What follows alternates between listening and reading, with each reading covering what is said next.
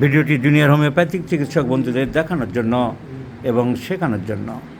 29 বছর একটি বয়স্ক একটি অবিবাহিতা মেয়ে, dysmenorrhoea. Dysmenorrhoea means painful menstruation, severe pain, maddening pain. যেখানে সিভিয়ার বা ম্যাডনিং পেন থাকবে বুঝতে হবে যে এন্ডোমেট্রিওসিসের ব্যাপারটা আছে। না, what is endometriosis? Endo means inside, ভিতরে। মেট্রা মিন্স ইউট্রাস। ইউট্রাসের ভিতরে যে টিস্যু আছে সেই tissue other than the uterus, ইউট্রাসের বাইরে যদি কোথাও জমে যায় তাহলে সেখানে ব্যথা হয় প্রত্যেকবার পিরিয়ডের সময়। ঠিক যেমন প্রলিফারেশন হয়ে ব্লিডিং একটা ফেস তৈরি করে, সেখানেও সেরকম ব্লিডিং হয়ে যায়।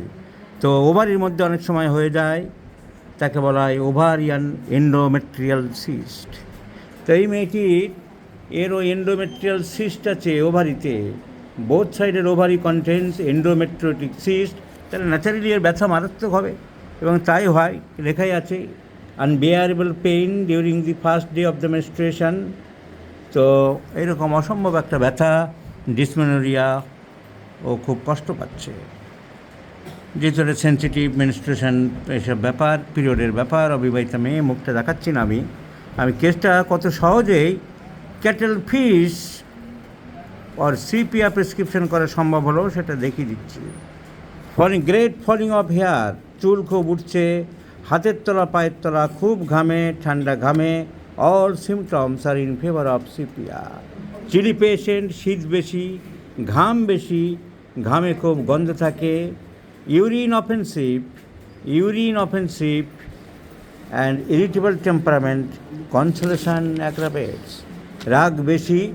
রাগ বেশি, কনসোলেশন অ্যাগ্রাভেটস। হাতের তলা পায়ের তলা খুব ঘামে। এখন ঘামছে? এখন ঘামছে। কি খেলে? ওরে সর্বনাশ।